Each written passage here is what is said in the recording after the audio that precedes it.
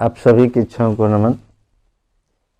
जम्मू कश्मीर कटरा से प्रश्न आया है कि मेरे चारों तरफ समस्याएं बहुत आती हैं, बहुत समस्याएं हैं और उनका समाधान मुझे नहीं मिल पाता, मैं बड़ा परेशान रहता हूँ।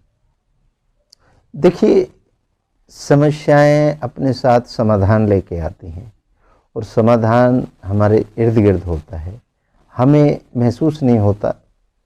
हम समस्या को इतना बड़ा करके देख लेते हैं कि समाधान हमें नज़र ही नहीं आता। मैं आपको एक वाकया बताता हूँ। एक शहर में एक बहुत धनी व्यक्ति रहता था और उस व्यक्ति को बहुत पैसा था, इतना पैसा था कि वो कितने ही शहरों को खरीद ले, इतना ज़्यादा उसके पास पैसा था। तो एक बार उसकी आँखों में जलन होने लगी तो डॉक्टर के पास गया।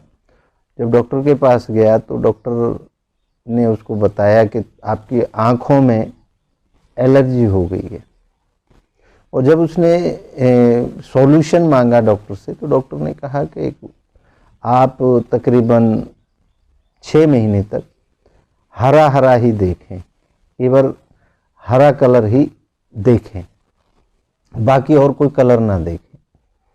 तो वह व्यक्ति बड़ा परेशान हो गया कि अब ऐसे कैसे होगा, मैं हर समय हरा कैसे देख सकता हूँ।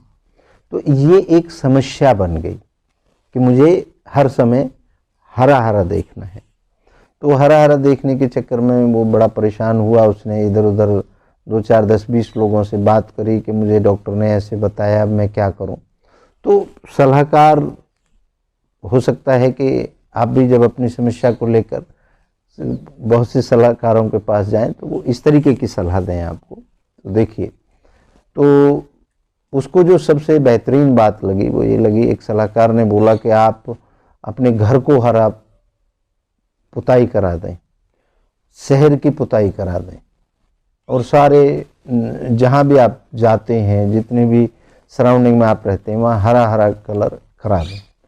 तो वहाँ पर पेंटर बुलाए गए, हरा कलर मंगाया गया और सारे शहर की पुताई शुरू करा दी गई। जब सारा शहर पुत गया तो वह सेठ अपना देखने लगा हरे हरे कलर को आना जाना। तो वहाँ से एक संत गुजर रहे थे उस शहर से।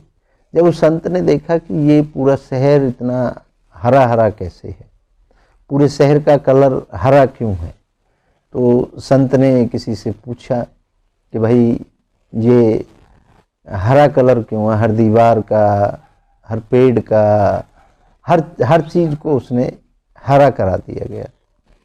तो उसने बोला, जी हमारे यहाँ सेठ हैं बहुत बड़े, उनकी आँखों में कुछ परेशानी आ गई तो डॉक्टर ने हरा हरा देखने के लिए बोला है 6 महीने तक, तो इसलिए उन्होंने पूरे शहर को हरा पुतवा दिया।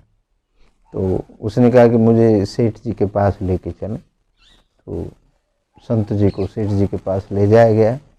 तो संत ने सेठ जी से पूछा कि आपने ये शहर हरा हरा क्यों पुतवाया है।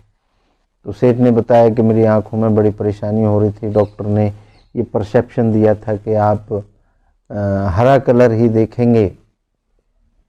तो मैंने बहुत से विद्वानों से पूछा तो मुझे फाइनली ये बताया गया कि अगर हरा पुतवा दें शहर को, इसमें मेरे लाखों रुपए खर्च हो गए और मैं बड़ा वैसे भी परेशान हूँ कि मेरा इतना पैसा खर्च हो गया, लेकिन मुझे तो मेरी आँखों को ठीक करना था तो इसलिए मुझे कोई दिक्कत नहीं हुई। लेकिन मुझे दुख ये है कि मैंने बहुत पैसा मेरे इलाज में लग रहा है। तो महात्मा जी ने बोला कि कभी आपने अपने आप से इस समस्या का हल ढूंढने की कोशिश करी। बोले, मुझे क्या पता है, समस्या का हल तो विद्वान बताते हैं। उन्होंने कहा कि अगर आप शांत होकर के केवल हरा देखने की बात करते हैं तो केवल एक हरा चश्मा, हरे रंग का चश्मा आप पहन सकते थे और उससे आपको हर चीज़ हरी नज़र आ जाती। आपको इतना पैसा खर्च करने की ज़रूरत नहीं थी, इतना परेशान होने की ज़रूरत नहीं थी, सबके कलर को हरा पुतवाने की भी ज़रूरत नहीं थी। तो सेठ जी अपने माथे को पीटने लगा और बोला कि मैंने ये क्यों नहीं सोचा था। तो आपने इस कहानी से एक बात समझ में आई होगी कि समस्या बहुत बड़ी थी सेठ के सामने।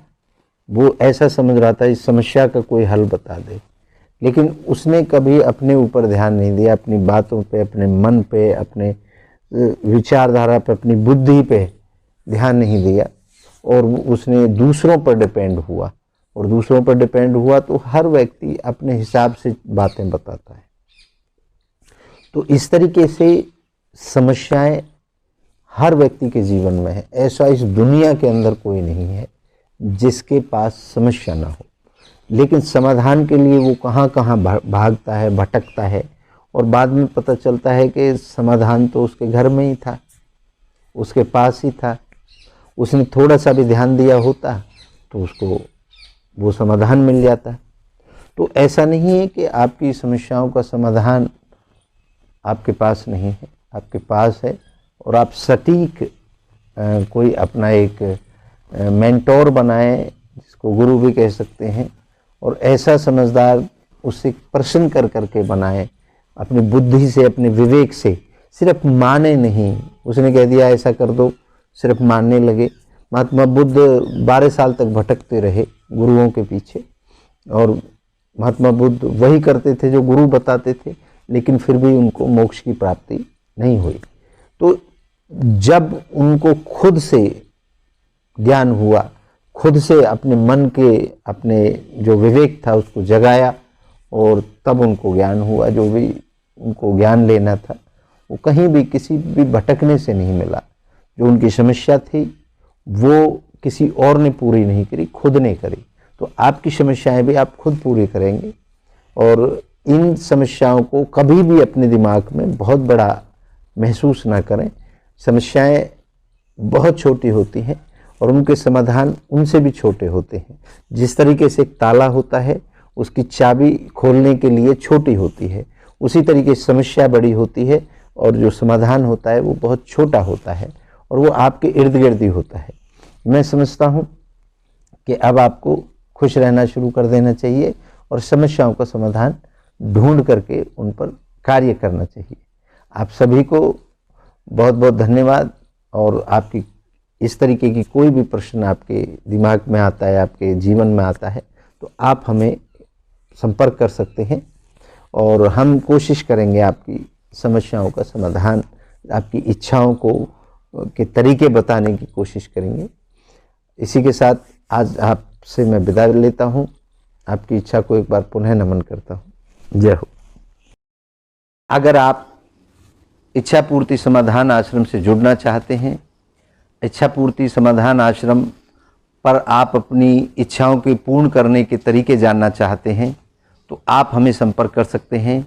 YouTube पर इच्छा पूर्ति समाधान आश्रम, इंस्टाग्राम पर इच्छा पूर्ति समाधान आश्रम, ट्विटर पर इच्छा पूर्ति समाधान आश्रम, और जितने भी सोशल नेटवर्क हैं वहाँ पर आप हमें फॉलो कर सकते हैं।